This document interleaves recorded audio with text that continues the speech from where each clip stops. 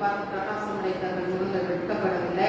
ஏழை கூப்பிட்டான், கர்த்தர் கேட்டு அவன் விருப்பங்களுக்கெல்லாம் நீங்களாக்கி ரட்சித்தார். கர்த்தருடைய தூதர் அவருக்கு பயன்படுத்தி சூழ காரியங்களை வெட்டிக்கிறார். கர்த்தர் நல்லவர் என்பதை ருசித்து பாருங்கள், அவர்கள் நம்பிக்கையாக மனுஷன் பார்க்கிறார். கர்த்தருடைய பரிசுத்தவான்களை அவருக்கு பயந்துங்கள், அவருக்கு பயந்தவர்களுக்கு குறையில்லை. சிங்கக்குட்டிகள் தாட்சி அடைந்து பட்டினியாய் இருக்கும், கர்த்தர் கேடுகிறவர்களுக்கோ ஒரு நன்மையும் குறைவுறாது. பிள்ளைகளை செவி கொடுக்க கர்த்தருக்கு பயப்படுங்கள், உங்களுக்கு போதிப்பேன். நன்மை காண்படி ஜீவனை விரும்பி நீடித்த நாட்களை அவைச்சுங்கள் என்று சொன்னார்.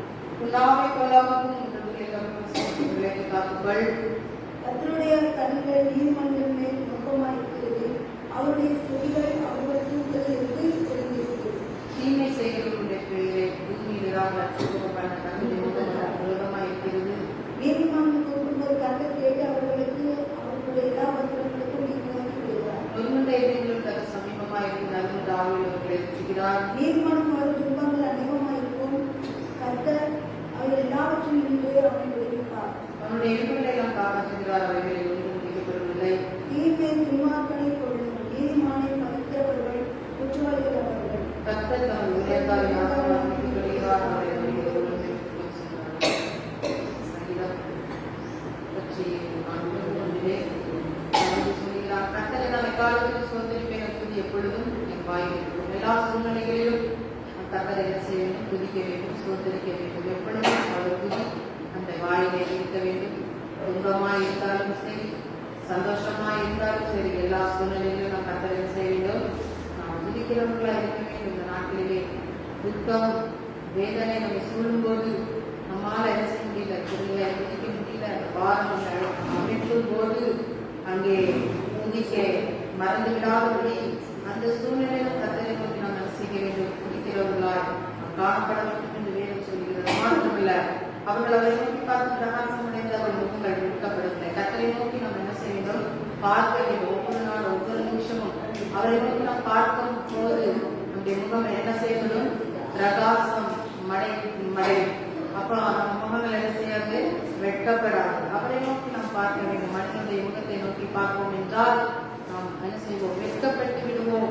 இல்லைன்னா மற்ற கணக்குத்துறையை நோக்கி பார்ப்போம் என்றால் நாம் என்ன செய்வோம்? வெட்கப்பட்டு விடுவோம். வேதம் சொல்கிறது, அவர்கள் அவரை நோக்கி பார்த்து பிரகாசம் அடைந்த முகங்கள் வெட்கப்படவில்லை. அப்ப கர்த்தரை நோக்கி நம்ம என்ன செய்யணும்?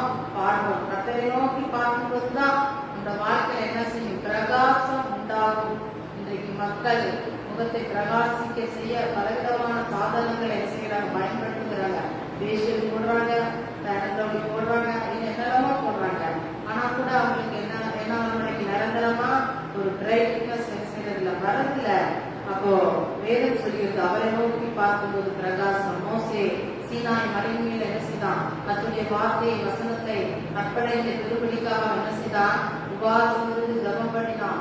அப்பொழுது தேவனுடைய பிரசன்னம், தேவனுடைய மகிமை அவருடைய முகத்தை செய்தது மூடிச்சு. ஒரு மலையிலிருந்து இறங்கி வரும்போது அந்த முகம் என்ன செய்தது?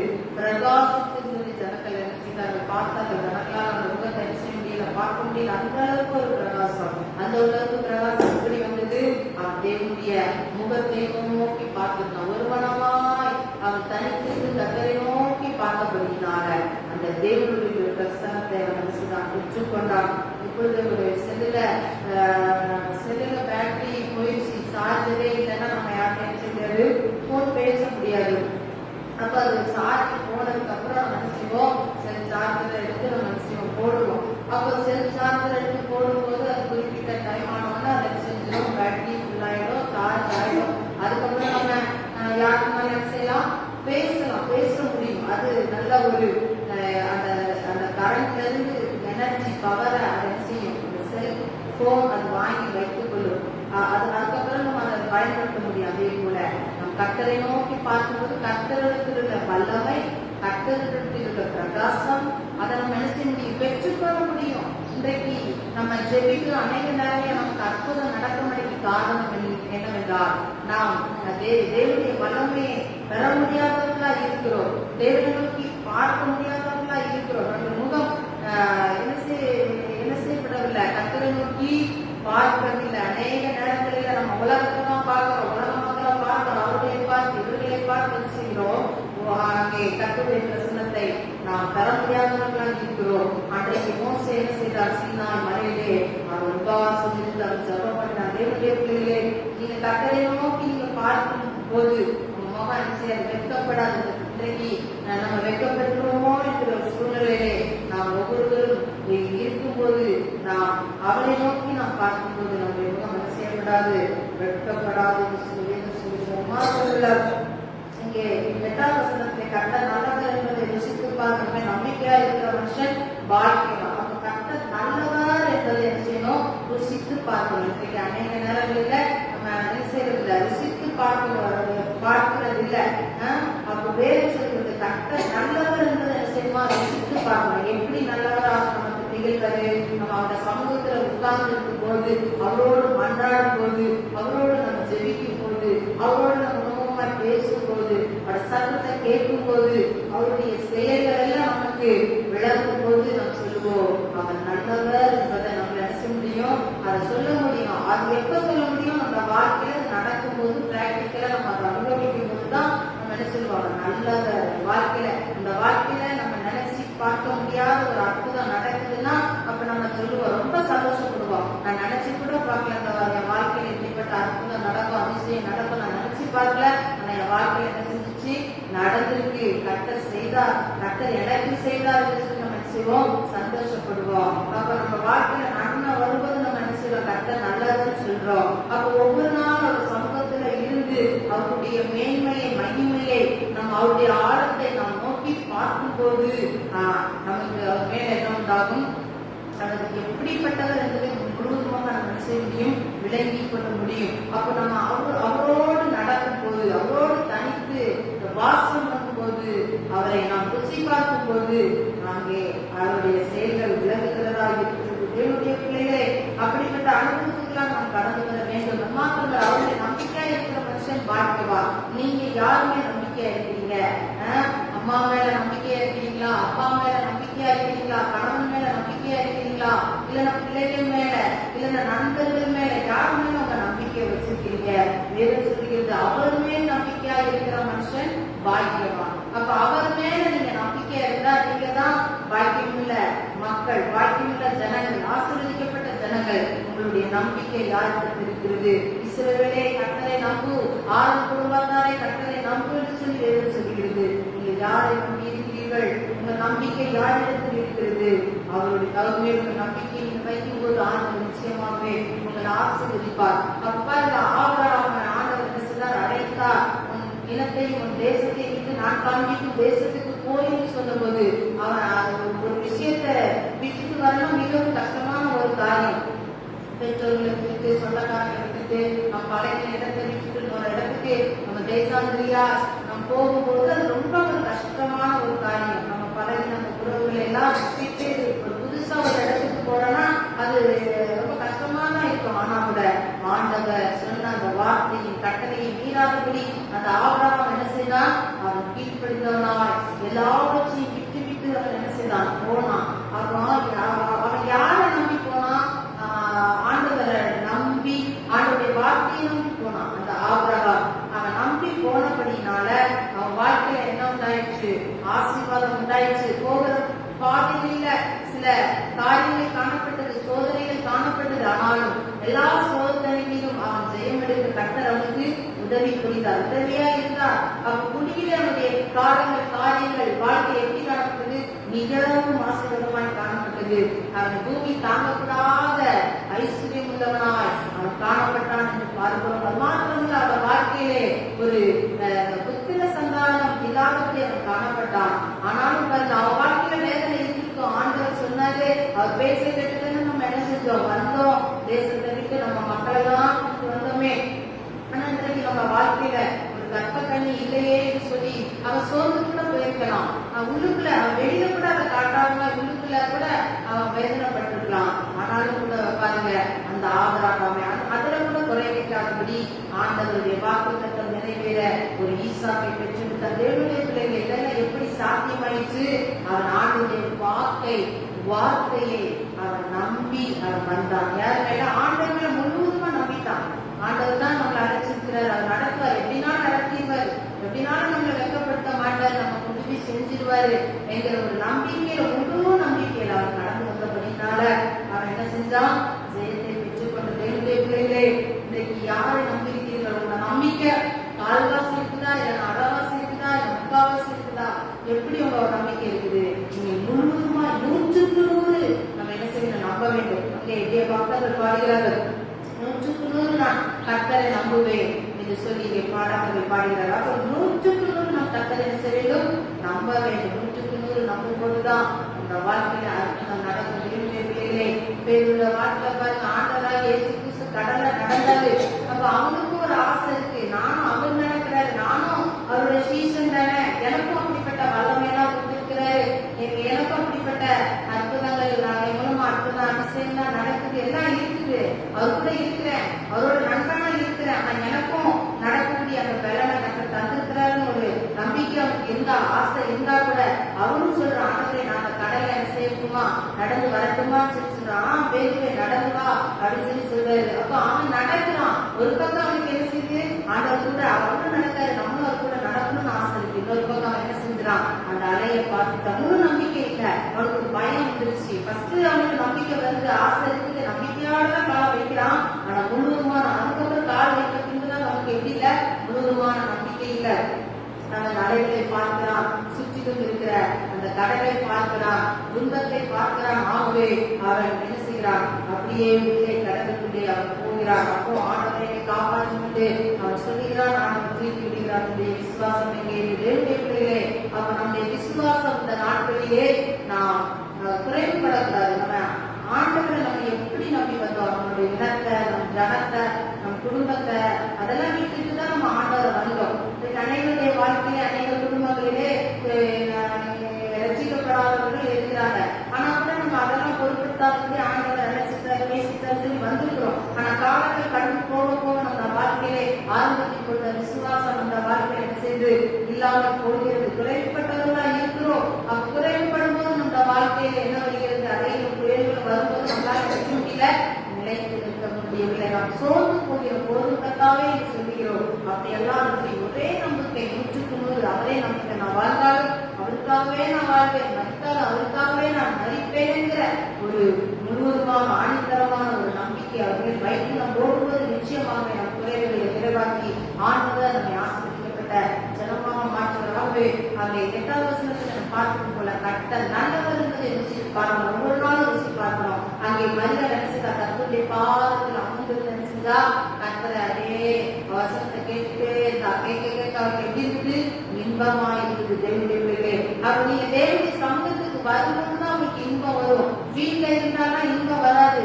அப்ப வீட்டுல இருந்துட்டு நம்ம சொல்லக்கூடாது என் வாழ்க்கையில அற்புதம் நடக்குன்னு சொல்லக்கூடாது. தேவனுடைய காரியத்திலே, தேவனுடைய விஷயத்திலே நம்ம வைராக்கியம் உள்ளவர்களா இருக்க வேண்டும், வாஞ்சை உள்ளவர்களா இருக்க வேண்டும். நிர்வீசாரமா இருந்தால் அப்ப ஆண்டவருடைய கோபாக்கியம் நம்ம மேல வரும். அப்ப நிர்வீசாரமா இருக்கக்கூடாது. கர்த்தருடைய ஆலயம் ஜெபம் அதெல்லாம் எப்படி இருக்கணும்?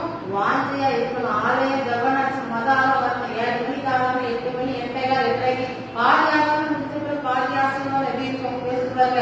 அப்ப முதன்மையாக வர பிரயாசப்பட வேண்டும். உலகத்தால் பிரஜாக்கள் என்ன செய்கிறார்கள்? ஜீவனில்லாத தேவனை ஆராதிக்கிற அவர்கள் அதிகாலையில் எழுப்பி என்ன செய்யறாங்க? அவ்வளவு பக்தியில குளிச்சு பல காரியங்களை செஞ்சு அவங்க என்ன செய்யறாங்க? அவ்வளவு பக்தியா இருக்காங்க. அப்போ தேவனை ஆராதிக்கிற பிள்ளைகள் நம்ம நிர்வீசாரமா இருக்கிறோம். நிர்வீசாரமா ஏனோதானம் இருக்கிறோம். சத்தத்துக்கு பாதி வரமுறைகள் ஏனோதானம் இருக்கிறோம். ஒரு சபையோட ஐக்கியம் இல்ல.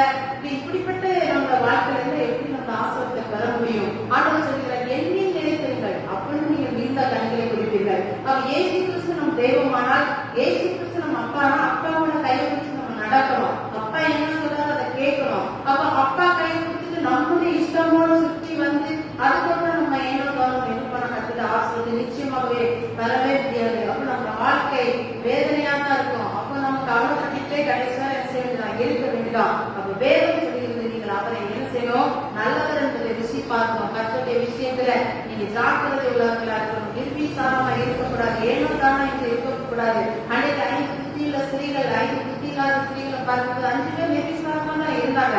மீதி 5 பேரு ரொம்ப எப்பவும் ஆண்டவர் மணவாளன் எப்ப வருவான்னு காத்துட்டு தான் இருக்காங்க. ஒரு நாளிலே மணவாளன் வந்தபோது அந்த 5 பேர் என்ன செய்தார்கள்? எடுத்துக்கொள்ளப்பட்டார். மீதி 5 பேரு சொன்னாங்க, நாங்களும் சபைக்கு வந்தோமே, துதிச்சோமே, ஆண்டவரே தரவும், ஆண்டவர் உன்னை அறியேன் என்றார். ஆகவே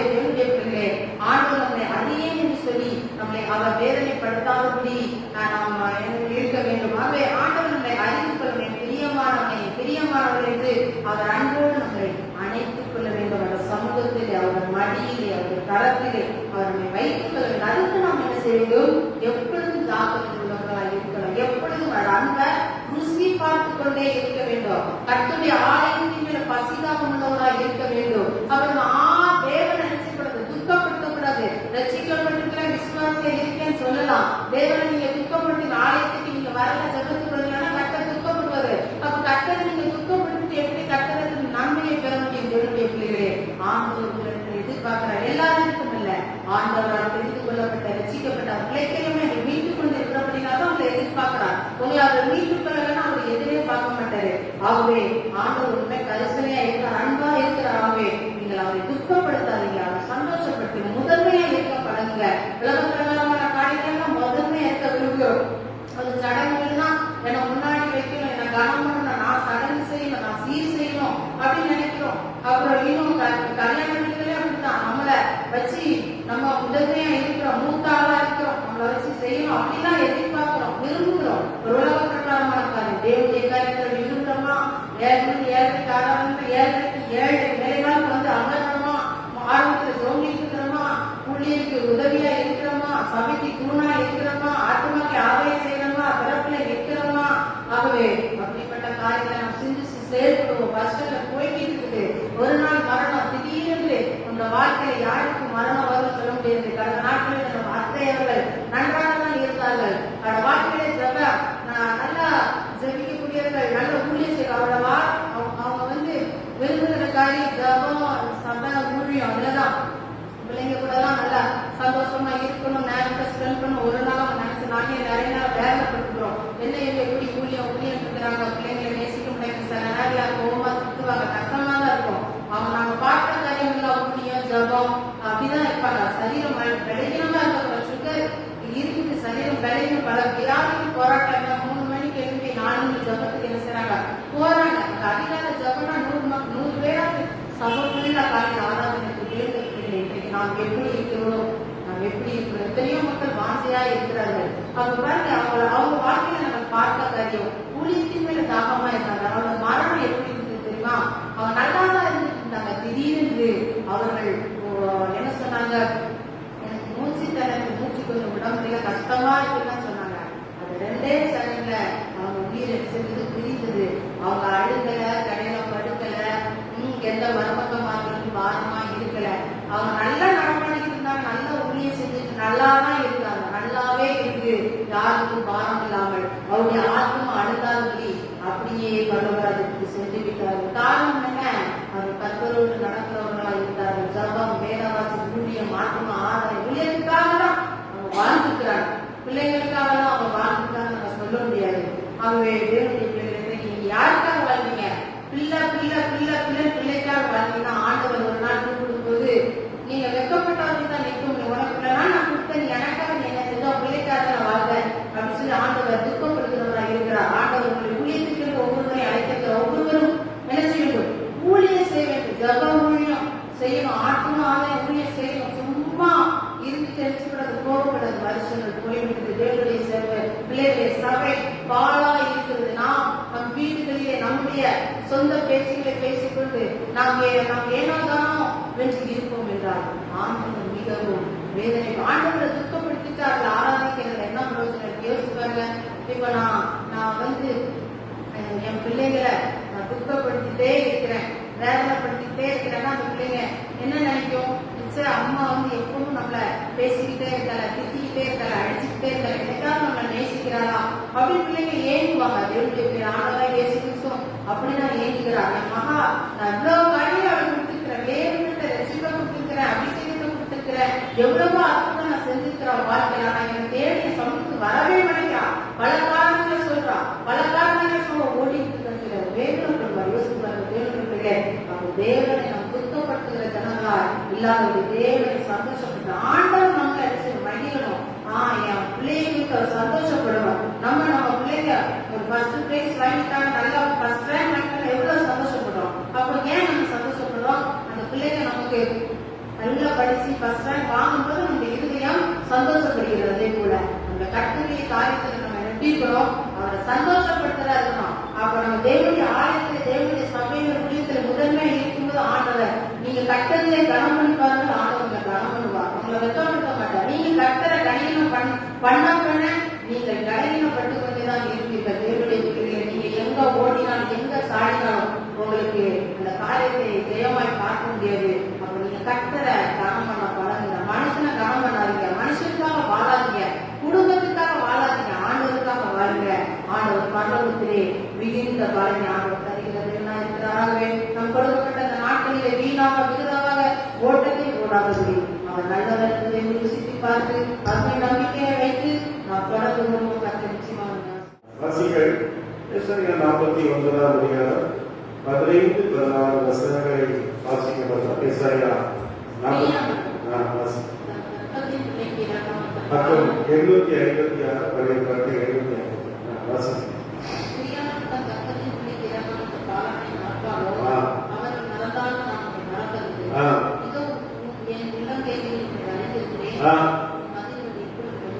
சேர்ந்து மூன்று முறை வாசிக்கும்.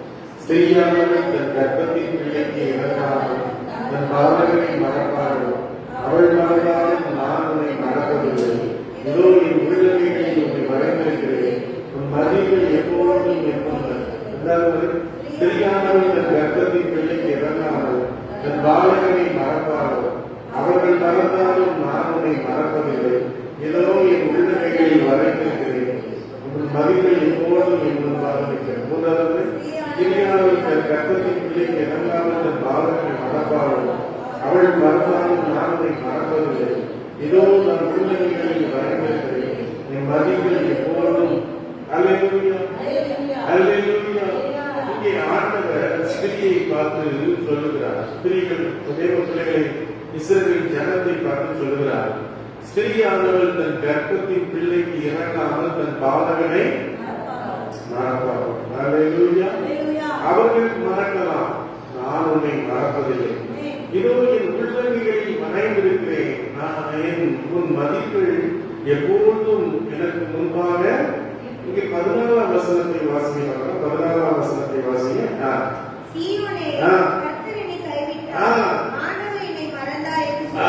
அநேக வேளைகளில் நாம் சொல்லுகிற காரியம் என்ன? கர்த்தரை மறந்து விட்டார். ஒரு தேவ மனுஷன் ஒரு தரிசனம் கண்டான். ஒரு கடல், அந்த கடற்கரை பகுதியில் அவன் நடந்து வருகிறான். 2 கால்தடங்களை அவன் பார்க்கிறான். அவனுக்கு ஒரே சந்தோஷம். ஆண்டவர் என் பக்கத்திலே வருகிறார், எனக்கு என் கூடையே இருக்கிறார் என்று சந்தோஷம். திடீரென்று பார்த்தால் ஒற்றை கால்தடங்களை பார்க்கிறான். அவனுக்கு மிகுந்த கஷ்டமா இருந்துச்சு. ஆண்டவரே, அப்பா, நான் நல்லா இருக்கும்போது என் கூட வந்தி, எனக்கு பிரச்சனைகள் போராட்டங்கள் வந்தபோது நீ நல்லவரை என்னை கைவிட்டு விட்டு ஓடி விட்டீரே என்று சொன்னபோது ஆண்டவர் சொன்னாரா, மகனே, உனக்கு நல்லா இருக்கிற சூழ்நிலைகளிலே நான் உன் பக்கத்திலே உன் அருகிலே என் கையை பிடித்துக் கொண்டு நடந்தேன். அல்லேலூயா. அல்லேலூயா. உனக்கு பிரச்சனைகள் போராட்டங்கள் வரும்போது என் தோளிலே நான் சுமந்தேன். சொல்லுகிறார், நான் உங்களை சுமக்கிற தேவன், நான் உங்களை தாங்குகிற தேவன், நான் உங்களை கைப்பிடித்து நடத்துகிற தேவன். உலகத்துல இந்த கணவன் மனைவியாக நாம் வாழ்கிறோம், நண்பர்களாக வாழ்கிறோம். ஒரு காலம் வரும்போது என்ன வருகிறது? பிரிவு வருகிறது. அருமையான தெய்வ பிள்ளைகளே, இந்த உலகத்திலே இருக்கிற அன்பு ஒரு நாளிலே அது மறைந்து போகும், ஒரு நாளிலே நம்மை விட்டு கடந்து செல்லும். அல்லேலூயா. ஆண்டவருடைய அன்பு அது விலையேறப்பட்டதாக இருக்கிறது. அல்லேலூயா, அல்லேலூயா. சபையிலே அங்கே மூன்று வாலிபர்கள், திருமணமான வாலிபர்கள் குடும்பமாக சில பகுதிகளுக்கு அவர்கள் என்ன செய்தார்கள்? சுற்றுலா சென்றார்கள். சென்னை போன்ற பகுதிகளெல்லாம் அவர்கள் சுற்றுலா சென்றார்கள். மிகவும் ஆனந்தமாக இருப்பாங்க. சின்ன பசங்க, அவங்க ஒரு 30 வயசுக்குள்ள சின்ன பசங்க, குடும்பமாக கணவன் மனைவி பிள்ளைகளாக அவர்கள் சென்றார்கள். சென்றவர்கள் பார்த்தீங்கன்னா ஒரு நாள் அவர்கள் ராத்திரியிலே அங்கே தன்னுடைய காரிலே வந்து கொண்டிருந்த போது திடீரென்று எல்லாரும் தூங்கிவிட்டார். திடீரென்று என்னாச்சு? தூங்கிட்டார். தூங்கினபடிதான் இந்த தம்பி, டிரைவிங் பண்ண தம்பி என்ன பண்றார்? கொண்டு போய் நேர காரை ஒரு வண்டி சைக்கிள் வச்சிருப்பாங்க, அதை கொண்டு போய் விட்டுட்டார். விட்ட போது அருமையான தேவப்பிள்ளைகளை, ஒரு குழந்தை, 1 வயசு குழந்தை அப்படியே அது மறைத்து போயிடும். இன்னொரு சகோதரருக்கு இடுப்பு குறுக்கு எலும்பு ஒடிக்கின்றது. ஆட்கள் சொன்னார்கள், இவன் இனிமேல் வீல் சேர்ந்துதான் இருக்கணும், இவன் இனிமேல் எழுதி நடமாடவே முடியாது சொன்னார் கர்த்தர். இன்னைக்கு அவர் ஒரு அற்புத சாட்சியாக அவர் பார்த்து சொன்னார், பாஸ்டர் டாக்டர் சொன்னாங்க நீ வீல் சேர்ந்துதான் இருப்பேன்னு சொன்னாங்க. இன்னைக்கு நான் நல்லா நடமாடி கொண்டிருக்கிறேன், வண்டி ஓட்டுகிறேன், போகிறேன் சொன்னாங்க. தேவ பிள்ளைகளே, நம்முடைய வாழ்க்கையிலே தேவனுடைய பாதுகாப்பு நமக்கு தேவையாக இருக்கிறது. தெய்வ சித்தத்தை அறிந்து செயல்படணும். சும்மா இஷ்டத்துக்கு அங்கேயும் போகக்கூடாது. அநேகர் பாத்தீங்கன்னா அங்க போறது இங்க போறது ஆண்டவரை கேட்கணும், ஆண்டவரை போலாமா, ஆண்டவரை நான் போலாமா, இருக்கலாமா, இது செய்யலாமா, செய்யக்கூடாதா அப்படின்னு கேட்டு கேட்டு நீங்க செய்யறவங்களாய் காணப்பட வேண்டும். ஒரு வெளியா சொல்லுங்க. அப்போ அங்கே வேதத்துறை நான் வாசிக்கும் போது சில பெண்களை குறித்து நான் வாசிக்கிறோம். வாசிக்கிறது 1 ராஜாக்கள் 3ஆம் அதிகாரம் 16ஆம் வசனத்திலிருந்து வாசிக்க பார்க்கலாம். 1 ராஜாக்கள் 3ஆம் அதிகாரம் 16ஆம் வசனத்திலிருந்து வாசிக்க பார்க்கலாம். வாசிங்க. அப்பொழுது தேசிக்கான 2 ஸ்திரீகள் ராஜாவுக்கு வந்து முன்பாக நின்றார்கள். அவர்களுக்கு ஒருத்தி, என் ஆண்டவனே, நானும் இந்த ஸ்திரீயும் ஒரே வீட்டிலே குடியிருக்கிறோம். நான் இவரோடு வீட்டிற்கு ஆண்களை பெற்றேன். நான் பிள்ளை பெற்ற 3ஆம் நாளிலே இந்த ஸ்திரீயும் ஆண்களை பெற்றார். நாங்கள் ஒருமித்திருந்தோம். எங்கள் இருவரையும் தவிர வீட்டுக்குள்ளே வேறொருவர் இல்லை.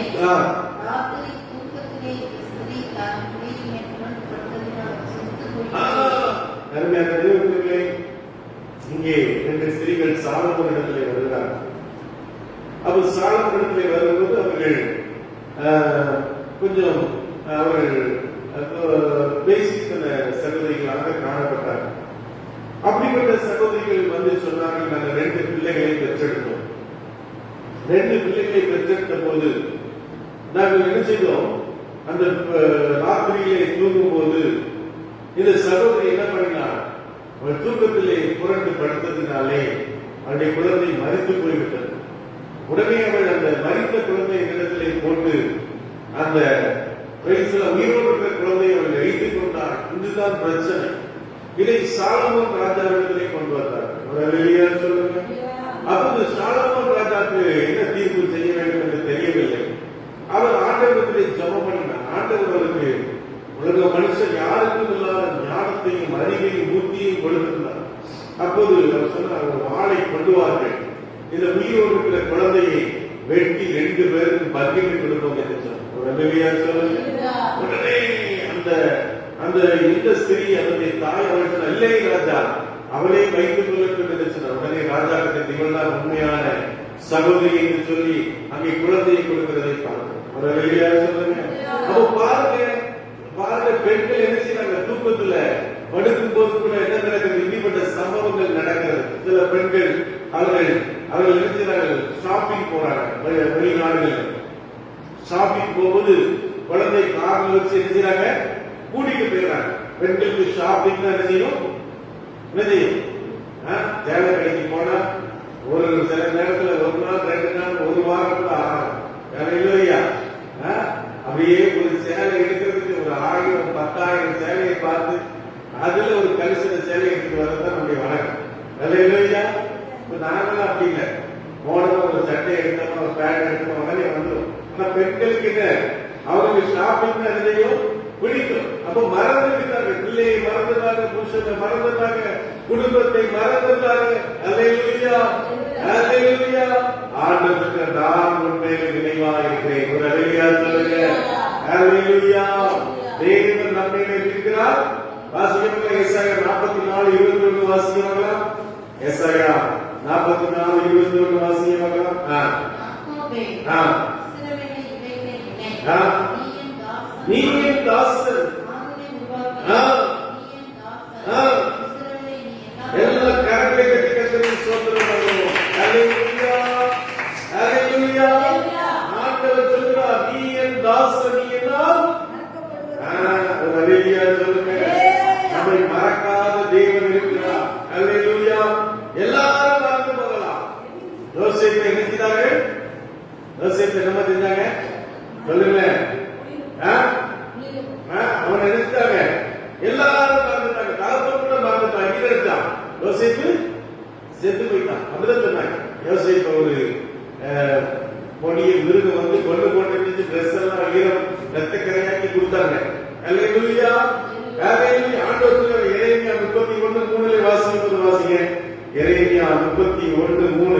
ஆமென். எரேமியா 31 பூர்வ காலம் முதல் ஆ. கர்த்தர் எனக்கு தரிசனையானார். ஆ. அநாதி சிநேகத்தால் உன்னை சிநேகித்தேன். ஆ. ஆதலால் காரியத்தால் உன்னை எடுத்துக் கொள்வேன். நித்திய அன்பினால் நான் உன்னை நேசிக்கிறேன். ஒரு அல்லேலூயா சொல்லுங்க. அநாதி சிநேகம்னா என்ன சிநேகம்? நித்திய சிநேகம், எப்போதும் மாறாத சிநேகம். ஒரு அல்லேலூயா சொல்லுங்க. புருஷ அன்பு எப்போ நல்லா இருக்கும்? புருஷன் அன்பு எப்போ, புருஷன் பண்றாங்க அன்பு எப்போ நல்லா இருக்கும்? இந்த கல்யாணம் முடிஞ்சு 2 மாசம் மோகம் ஆசை 60 நாள், மோகம் 30 நாள். அது முடிஞ்ச பிறகு என்ன செய்வான்? புருஷன் சண்டை சொல்லுவான். புருஷன் பக்கத்துல போன எழுதிவான், நாய கழுதைய பண்டிகை அடிவான். அல்லேலூயா. புருஷனுடைய அன்பெல்லாம் அப்படிதான் இருக்கும். மனைவியுடைய அன்பு ஏ மாடு, ஏ பேய், ஏ பிசாசு. அல்லேலூயா. அல்லேலூயா. பிள்ளைகளுடைய அன்பு வயசாயிடுச்சுன்னா அப்படியே போ கிளம்பி சாவ மாட்டேங்குது, அலையுது பாரு அப்படின்னு சொல்லுவான். அல்லேலூயா. நித்திய அன்பினால் உன்னை நேசிக்கிறேன். அல்லேலூயா. அல்லேலூயா. கிருபையினால் நான் உன்னை ஈர்த்துக் கொள்வேன். அல்லேலூயா. தேவனுடைய கிருபை. நாட்கள்ல அப்பா சொன்னா, அப்பா 7 ஆண்டு வரைக்கும் நடந்துச்சு, ஏன் இந்த வாழ்க்கையில் இப்படிப்பட்ட காரியத்தை செஞ்சீர் என்று சொல்லி அவர் தேவனிடத்தில் கேட்டது. ஆண்டவர் சொன்னாரா, என் கிருபை உனக்கு போதும், உன் பலவீனத்திலேயே என் பலன் பூரணமாயிடும். ஒரு அல்லேலூயா சொல்லுங்க. தேவனுடைய கிருபை இருப்பதனால தான் நாம் அந்த காலங்களில் வந்திருக்கிறோம். இன்னைக்கு தேவனுடைய கிருபை இருப்பதனால தான் அந்த ஆராதனையில் நாம இருக்கிறோம். தேவனுடைய கிருபை இருப்பதனால தான் நாம உயிரோடு இருக்கிறோம். ஒரு அல்லேலூயா சொல்லுங்க. ஆண்டவருடைய கிருபை நம்முடைய வாழ்க்கையில் இருக்குமானா எல்லா காரியங்களையும் சொல்றாங்க. நம்முடைய வாழ்க்கையிலே தேவனுக்காக பெரிய காரியங்களை செய்ய முடியும். பெரிய கேள்வி சொல்லக்கூடிய தேவ மனுஷன் சொன்னார், தேவனுக்காக பெரிய காரியங்களை செய், தேவனுக்கு பெரிய காரியங்களை எதிர்ப்பார். ஒரு அல்லேலூயா சொல்லுங்க. இது ஒரு சம்பவத்தை குறித்து நாம் வாசிக்கும் போது 2 ராஜாக்கள் 6ஆம் அதிகாரம் 6ஆம் அங்கே பிரைஸ்லால் 2 ராஜாக்கள் 6ஆம் அதிகாரம் 26ஆம் வசனத்திலிருந்து வாசிக்கவாரா? 2 ராஜாக்கள் 6ஆம் அலங்கத்தின் மேல் நடந்து போவே ஒரு ஸ்திரீ அவனை பார்த்து கூப்பிட்டு, ராஜாவாகிய என் ஆண்டவரை ரட்சியும் என்றார். அதற்கு அவன், கர்த்தர் உன்னை ரட்சித்திருந்தால் நான் எதிலிருந்து எடுத்து உன்னை ரட்சிக்கலாம்? களஞ்சியத்தில் இருந்தா, ஆலையில் இருந்தா என்று சொல்லி, ராஜா பின்னையும் அவளை பார்த்து, உனக்கு என்ன வேண்டும் என்று கேட்டான். அதற்கு அவள், இந்த ஸ்திரீ என்னை நோக்கி, உன் மகனை தா, அவனை இன்று தின்போம், நாளைக்கு என் மகனை தின்போம் என்றார். அப்படியே என் மகனை ஆக்கி தின்றோம்.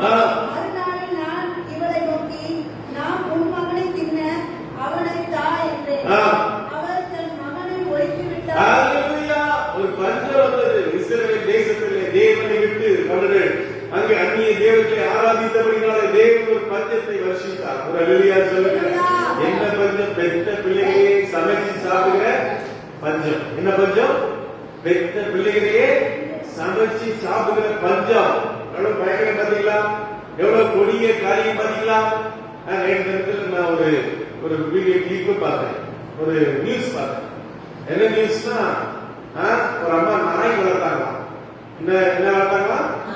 ஜெர்மன் ஷெப்பர்டு ஒரு நாய் வளர்த்தாங்க. ஒரு நாள் நாய் என்ன பண்ணிச்சா, இந்த அம்மாவை அப்படி நக்கிச்சான். நக்குன உடனே இவங்களுக்கு ஒன்னும் பிரச்சனை இல்லை. அடுத்து 2 நாள் கழிச்சு பாத்தீங்கன்னா அவங்க ஏதோ உடம்பு சரியில்லாம ஆச்சா. வரலாம்னு ஆன உடனே அவங்க என்ன பண்ண, டாக்டர்கிட்ட போயிருக்காங்க. டாக்டர்கிட்ட போனா அவங்க கை கால் எல்லாம் என்ன செய்யுது, உள்ளே அது போய் கொஞ்சமா சிதைஞ்சு போயிடுச்சு. இந்த கை 2 இல்ல, இந்த கால் 2 இல்ல. அப்படியே அவருடைய வாழ்க்கை வேதனையாய் மாறிவிட்டது. அருமையான தேவ பிள்ளைகளை பாருங்கள், தங்களுடைய பெற்ற பிள்ளைகளை சபைக்கு சாப்பிட்டாங்க. ராஜாக்கள் சொல்றாங்க, ஓ அப்படிப்பட்ட ஒரு பஞ்சம் இருந்த போது ஆண்டவர் பஞ்சம் வரும்போது, வேதனை வரும்போது என்னை நோக்கி கூப்பிடு. ஒரு அல்லேலூயா சொல்லுங்க. அல்லேலூயா. அல்லேலூயா. ஆண்டவர் நம்ம கூப்பிடும்போது கர்த்தர் நம்மை விடுவிக்கிறவராக இருக்கிறார். உடனே கர்த்தர் எலிசா தீர்க்கதரிசியை கொல்லும்படியாக அனுப்புகிறார். எலிசா தீர்க்கதரிசி சொல்கிறார், நாளைக்கு ஒரு அற்புதம் நடக்கும். ஒரு அல்லேலூயா சொல்லுங்க. ஓ பஞ்ச நேரத்திலே, கஷ்ட நேரத்திலே, வேதனை நேரத்திலே கண்ணீர் நேரங்களை கர்த்தர் உனக்கு ஒரு அற்புதம் செய்ய வல்லவராய் இருக்கிறார். எல்லாம் முடிந்திருக்கிறது என்று சொல்லுகிற அந்த நேரத்திலே ஆண்டவருடைய தேவைகளை உங்களுடைய வாழ்க்கையில அற்புதத்தை செய்ய வல்லவராய் இருக்கிறார். அல்லேலூயா, அல்லேலூயா. லூக்கா 2:41 இயேசு கிறிஸ்து தன்னுடைய பெற்றோரோடு என்ன போனார்? அங்கே பண்டிகைக்கு திருவிழாக்கு போனார். பண்டிகையிலே இயேசு கிறிஸ்துவை மறந்துவிட்டு பெற்றோர்கள் வந்துவிட்டார்கள். அல்லேலூயா சொல்லுங்க. அப்போ பைபிள் இயேசு கிறிஸ்து என்ன பண்ணா? அங்கே இருக்கிற ஆசாரியர்களோடு பேசிக் கொண்டிருந்தார். அல்லேலூயா சொல்லுங்க. இந்த தாயும் தகப்பனும் வந்து ஆச்சரியப்பட்டார்கள். மகனே இங்க இருக்கிறாய், அதாவது எல்லாம் கேட்கவே என்று சொன்னார். தேவர்களே, இன்னைக்கு நம்ம எல்லாரும் பெற்றோர்கள் மறக்க முடியும். அல்லேலூயா சொல்லுங்க. ஆனால் தேவன் நம்மை மறக்கிறவர் அல்ல. அல்லேலூயா சொல்லுங்க. அல்லேலூயா, அல்லேலூயா. வேதம் சொல்கிறது சங்கீதம் 27:10 வாசிக்கலாம். சங்கீதத்தின் புத்தகம் 27ஆம் அதிகாரம் 10ஆம் வசனத்தை வாசிங்க. என் தகப்பன் என் தாய்க்கு கைவிட்டார். ஒரு அல்லேலூயா சொல்லுங்க. என் அப்பாவும் அம்மாவும் என்ன செய்வாங்க? கைவிடுவாங்க. இன்னைக்கு இயேசு கிறிஸ்துவை ஏற்றுக்கொண்டது நிமித்தமாக அநேக குடும்பங்களிலே பெற்றோர்கள் இருக்கிறாங்க. பிள்ளைகளை அடிச்சு துரத்திடுறாங்க. நீ எனக்கு பிள்ளையே இல்லை, உனக்கு சொத்தே தரமாட்டேன். எனக்கு ஒரு நண்பர் இருக்கிறார், வட இந்தியாவில் இருக்கிறார். அவர் ஒரு பெரிய பணக்கார குடும்பத்துல, ஒரு அரசியல் குடும்பத்துல பிறந்தவர். அவர் இயேசு கிறிஸ்துவை ஏற்றுக்கொண்ட நிமித்தமாக அவர் கொலை செய்ய தேடுறாங்க. பல கோடி ரூபாய் சொத்துக்கள் அவருக்கு கொடுக்கல. அவர் ஒரு நாடோடியை போல் அலைந்து கொண்டிருக்கிறார். அவர் அல்லேலூயா சொல்லுங்க. அப்ப ஆண்டவர் சொல்லுகிறார், வாசிங்கள் மத்தேயு 7ஆம் அதிகாரம் 11ஆம் வசனம். மத்தேயு 7:11 வாசிக்கிறோம். பொல்லாதவர்களாகிய நீங்கள் உங்கள் பிள்ளைகளுக்கு நல்ல ஈவுகளை கொடுத்து அறிந்திருக்கும் போது பரலோகத்தில் இருக்கிற உங்கள் பிதா அவனிடத்தில் வேண்டிக் கொள்கிறவர்களுக்கு நன்மையானவைகளை கொடுப்பார். ஆண்டவர் நன்மையானவைகளை கொடுக்க வல்லவர். அல்லேலூயா சொல்லுங்க. அல்லேலூயா. ஆண்டவர் உங்களை என்ன எங்க வைத்திருக்கிறார்? இயேசுடைய உள்ளங்கையில் என்ன நடந்துச்சு சொல்லுங்க. இயேசுடைய உள்ளங்கையில் என்ன நடந்துச்சு? ஆணி அரைத்தாங்க. இயேசுடைய உள்ளங்கையில் என்ன அரைத்தாங்க? ஆணி அரைத்தது நிமித்தமாக உங்களை என்னை வரைஞ்சி வச்சிருக்கிறார். அல்லேலூயா. தோமா என்ன சொன்னார்? தோமா என்ன சொன்னார்? வாசிங்க யோவான் 20ஆம் அதிகாரம் 25ஆம் வசனம். தோமா வாசிங்க யோவான் 20:25 வாசிங்க. 20:25 வாசிங்க. கர்த்தரை கண்டோம் என்று அவனிடமே சொன்னார்கள். அதற்கு அவன் அவருடைய கையில் ஆணிகளுண்டான காயத்தை நான் கண்டு அந்த காயத்தை விரலையிட்டு கையை அவருடைய விழாவை போட்டாலுடைய விசுவாசிக்க மாட்டேன். அவருடைய கைகளிலே கையை போட்டு பார்த்தா மாத்திரம்தான் அவரை நம்புவேன். ஒரு அல்லேலூயா சொல்லுங்க. இயேசு கிறிஸ்துவின் கரத்துல என் கரத்தை போட்டு பார்க்கணும். இயேசு பரலோகத்துல போய் இயேசு எப்படி கண்டுபிடிக்கிறது? இயேசு எப்படி கண்டுபிடிக்கிறது சொல்லுங்க. கரெக்ட். தழும்புகள். இயேசு கிறிஸ்துக்கு அந்த தழும்புகளை வச்சுதான் இயேசு கிறிஸ்து கண்டுபிடிக்கிறது. அல்லேலூயா சொல்லுங்க. அல்லேலூயா. இயேசு கிறிஸ்து என்ன தழும்பு, என்ன காரியமா வந்துச்சு? அவருடைய சிரசுல முள்முடியை வச்சு அடித்தாங்க. அல்லேலூயா. அவருடைய விழாவில் என்ன பண்ணாங்க? ஈட்டியால குத்துனாங்க. அப்புறம் கையில ஆணி அடைந்தாங்க, கால ஆணி அடைந்தாங்க. அல்லேலூயா. அவருடைய முதுகில் இருந்தாங்க, சவுத்தால 39 தடவை அடைஞ்சாங்க. ஒரு அல்லேலூயா சொல்லுங்க. இதை வச்சுதான் நம்ம இயேசுவை கண்டுபிடிக்க முடியும். ஒரு அல்லேலூயா சொல்லுங்க. ஆண்டவரை தோமா பார்த்து சொல்ற, தோமா உன்னை நான் உள்ளங்கைகள்ல வந்திருக்கிறேன் பாருப்பா. அல்லேலூயா. பார்த்தப்ப தோமாவால இருக்க முடியல. இந்த இந்திய மக்களுக்கு நான் சுவிசேஷத்தை கொண்டு செல்வேன். ஒரு அல்லேலூயா சொல்லுங்க. இயேசு அறியாத மக்களுக்கு பாச தெரிவிக்கிறா கூட பரவாயில்ல, என்ன குறிப்பு போட்டா கூட பரவாயில்ல, என் இயேசு உள்ளங்கைகளில் வரைந்து வைத்திருக்கிறார். என் இயேசு எனக்காக கல்வாரி சிலுவையிலே காயங்களை ஏற்றிருக்கிறார். அவருக்காக நான் நினைச்சேன் இந்த இந்தியாவில் சுவிசேஷத்தை அறிவிப்பேன் என்று சொல்லி இந்தியாவிலே வந்து உன்னுடைய சென்னையிலே இரத்த சாட்சியாய் மரித்தார். அல்லேலூயா சொல்லுங்க. அல்லேலூயா. அல்லேலூயா. கலாத்தியர் 2:20 வாசிங்க. யோவான் 10:28 வசனத்திலிருந்து சொல்ற வாசிக்கலாம். Praise the Lord. ஸ்தோத்திரம் ஸ்தோத்திரம் ஸ்தோத்திரம் ஸ்தோத்திரம். வாசிங்க.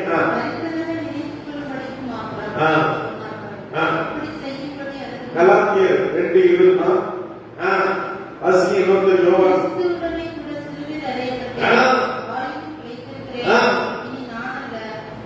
நான் கிறிஸ்துவோடு என்ன செய்யப்பட்டிருக்கிறேன்? நீ நீங்க அறையப்பட்டிருக்கீங்களா? கிறிஸ்துவோடு அறையப்பட்டிருக்கீங்களா? எப்படி அறையப்பட்டிருக்கீங்க சொல்லுங்க. எப்படி? அவரை சிலுவையிலே அவரை ஏற்றுக்கொண்டது நிமித்தமாக நீங்க என்ன பண்ணிருக்கீங்க? கிறிஸ்துவோடு கூட சிலுவையில் அறைய. நீங்க ஞானஸ்தானம் இருக்கிறது கொப்படியா இருக்கிறது. ரோமர் 6ஆம் அதிகாரத்துல வீட்டுல போய் வாசிப்பார். ரோமர் 6. கிறிஸ்துவோடு கூட மரித்து அடக்கம் பண்ணப்பட்டு உயிர்த்தெழுதலுக்கு அடையாளமாக ஞானஸ்தானம் இருக்கிறது. பவுல் சொல்கிறார் 2 கொரிந்தியர் 2ஆம் அதிகாரத்திலே கிறிஸ்துவுடைய அச்சி அடையாளங்கள் சரீரத்திலே இருக்கிறது. ஒரு அல்லேலூயா சொல்லுங்க. கிறிஸ்துவுடைய அந்த மார்க்க அந்த அடையாளங்களை நாங்கள் தரித்திருக்கிறோம். ஒரு அல்லேலூயா சொல்லுங்க. அல்லேலூயா. வாசிங்கள் சங்கீதம் 121 3-4. சங்கீதம் 121 3-4. வாசிக்கிறோம். சங்கீதம் 121 3-4. உன் காலம் தன்னானதுதான் என்னை காக்கிறவன் உறங்காமல். இஸ்ரவேலை காக்கிறவன் உறங்குவதில்லை. உன் காலை தள்ளாட விட்டார் உன்னை காக்கிறவன் உறங்க மாட்டார். ஒரு அல்லேலூயா சொல்லுங்க. சங்கீதம் 34:15 நீங்க வாசிக்கல. சங்கீதம் 34:15 வாசிக்கிறீங்களா? சங்கீதம் 34:15 இன்னொரு சங்கீதம்.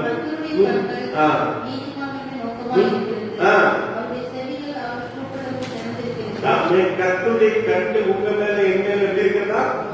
நோக்கமாக இருக்கிறது. ஒரு அல்லேலூயா சொல்லுங்க. சங்கீதம் 139:2. சங்கீதம் 139:2 வாசிக்கலாமா?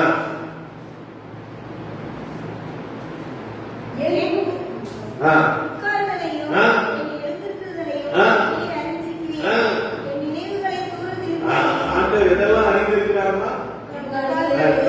எழுந்தாலும் கர்த்தர் அறிந்திருக்கிறார். நினைவை கூட அறிந்திருக்கிறார். அல்லேலூயா அல்லேலூயா. உங்க நினைவெல்லாம் எப்படி இருக்கிறது? உங்க நினைவு எப்படிமா இருக்கிறது சொல்லுங்க பார்க்கலாம். ஏசப்பா மேல பாசமா இருக்கிறீங்களா? ஏசப்பா மேல வாஞ்சியா இருக்கிறீங்களா? ஏசப்பா மேல காதலா இருக்கிறீங்களா?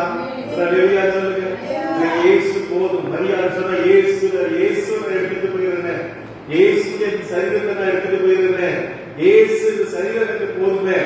இயேசுடைய இந்த கால் மாட்டை எனக்கு போதுமே. இயேசுடைய வார்த்தை எனக்கு போதுமே. ஒரு அல்லேலூயா சொல்லுங்க. ஓ இயேசு மேல பைத்தியமா இருந்தார். அருமையான தேவ பிள்ளைகளே, ஆண்டவரை மறப்பதில்லை. ஒரு அல்லேலூயா சொல்லுங்க. ஆண்டவரை கைகளிலே வரைந்திருக்கிறார். அல்லேலூயா. ஆண்டவர் மேல நினைவாய் இருக்கிறார். ஒரு அல்லேலூயா சொல்லுங்க. அல்லேலூயா அல்லேலூயா. ஆண்டவர் சொல்லுகிறார். Praise the Lord. சோதர வாசிங்க. ஆகாய் புத்தகம் 2ஆம் அதிகாரம் 23ஆம் வசனத்தை வாசிக்கலாம். அல்லேலூயா. சோதரம் ஏசாயா 62:6 வாசிங்க.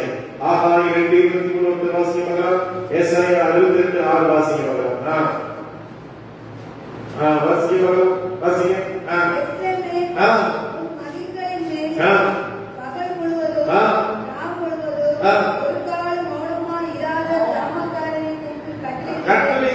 மௌனமாயிராத ஜாமக்காரன். ஒரு அல்லேலூயா சொல்லுங்க. மௌனமாயிராத ஜாமக்காரன். ஜாமக்காரன் ஜபரு பாத்தீங்களா? தொடர்ந்து ஜபம் 24 மணி நேரம் ஜபம் பண்ணிட்டே இருப்பாங்க. ஜாமக்காரன் ஜபம். ஜாமக்காரன் நடந்து சொன்னார், நான் அங்க இருக்கிறேன் என்று சொல்லுகிறார். அல்லேலூயா. வாசிங்க. ஏசாயா 54:12 வாசிங்களா? இன்னொரு ஏசாயா பிரைஸ் தி லார்ட். ஏசாயா 62:6. உன் பலகணிகளை பணிந்தோம். வாசல்களை மாணிக்க கற்களும் மதில்களை எல்லாம் உச்சிதமான கற்களும் அப்பே. ஆமென். அல்லேலூயா. ஆண்டவர் சொல்றார், பலகணிகளை பணிக்கும், உன் வாசல்களை மாணிக்க கற்களும், உன் மதில்கள் எல்லாம் உச்சிதமான. வாசிங்க. ஆகாய் 2:23. ஆகாய் 2:23 வாசிங்களா? ஆகாய் புத்தகம் 2ஆம் அதிகாரம் 23. Praise the Lord. சீக்கிரம். அல்லேலூயா. யோவேல் கர்த்தால நினைக்கிறேன். யோவேல் கர்த்தால 2ஆம் அதிகாரத்துக்கு செல்லியேலின் குமாரனாகிய செருபாபேல் என்னும் ஊழியக்காரனை உன்னை முத்திரை மோதிரமாய் வைப்பேன். அல்லேலூயா சொல்லுங்க. ஆண்டவர் நமக்கு என்ன வாக்குத்தத்தம் கொடுக்கிறார் சொல்லுங்க பார்க்கலாம். சொல்லுங்க. ஆண்டவர் சொல்லுகிறார், உங்களை நான் என்ன செய்வேன்? உன் மதில்களை நான் என்ன செய்வேன்? வழி காக்குவேன். என்ன செய்வேன்? மாணிக்க கற்களாக்குவேன்.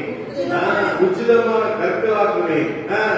பாருங்க, ஆண்டவர் சொல்லுகிறார், என்ன சொல்ற, உன்னை முத்திரை மோதிரமாக வைப்பேன். ஒரு அல்லேலூயா சொல்லுங்க.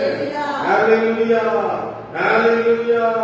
அருமையான தேவ பிள்ளைகளே, ஓ வாசிங்க, எஸ்ஐயா 26:1 வாசிங்க பாருங்க. எஸ்ஐயா 26:1. ஆமென். ஸ்தோத்திரம், ஸ்தோத்திரம், ஸ்தோத்திரம். யூதா தேசத்தில் பாடப்படும் பாட்டாவது, பலனான நகரம் நமக்கு உண்டு, ரட்சிப்பிலே அதற்கு மதிலோ அரணமாக ஏற்படும். ஒரு வீட்டுக்கு என்ன தேவை? மதில் ரொம்ப தேவை, மதில் சுவர் தேவை. அதுதானே நம்ம எங்கேயாவது ஒரு மதிலை உண்டாக்கி வச்சிருக்கோம். ஏன்? வீட்டுக்குள்ள நாய், பூனை, கண்ணி, பிசாசு இது வந்தராக இருக்காங்க, எது வச்சிருக்கோம்? மதில். ஆண்டவர் சொல்லுகிறார், உன்னை நான் எப்படி மாற்றுகிறேன்? ரட்சிப்பையே அதற்கு மதியும் மரணமாக மாற்றுகிறேன். ஓ, பலனான நகரம் நமக்கு உண்டு. ஒரு அல்லேலூயா சொல்லுங்க. ஒரு நகரத்துக்காக நாம் காத்திருக்கிறோம். சீயோன் நகரம், இயேசு கிறிஸ்து வாசம் பண்ணுகிற இடத்துக்காக நாம் காத்திருக்கிறோம். ஒரு அல்லேலூயா சொல்லுங்க. அதிலே மரித்த பரிசுத்தவான்கள் எல்லாம் போய் சேர்ந்து கொண்டிருக்கிற ரட்சிக்கப்பட்ட கிறிஸ்துவோடு கூட இணைக்கப்பட்ட எல்லா தேவ பிள்ளைகளும் அவர்கள் போய்கொண்டே இருக்கிறார்கள். நாமும் அதிலே போக போகிறோம். ஒரு அல்லேலூயா சொல்லுங்க. ஆண்டவர் சொல்லுகிறார், ஒரு பலனான நகரம் நமக்கு உண்டு, ஒரு பலனான கோட்டை நமக்கு உண்டு, ஒரு பலனான கர்த்தர் நமக்கு உண்டு. கண்களை மூடி நாம் ஜெபம் பண்ண. இயேசுவே